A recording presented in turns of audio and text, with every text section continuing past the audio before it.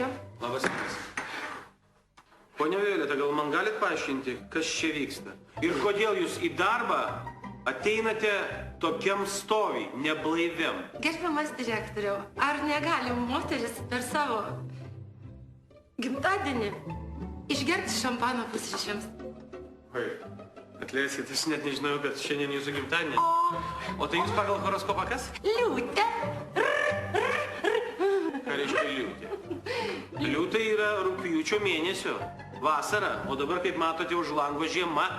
Gal galit man paaiškinti, ką visa tai reiškia? Direktoriau, nepykit, jūs pats dėl to kaltas. Jūs man įkalėte į galvą. Ką gali daryti tuoj, niekad nedaryk rytoj. Tai, aš truputėlį anksčiau gimtadienį ir aš švenčiau, kas čia to?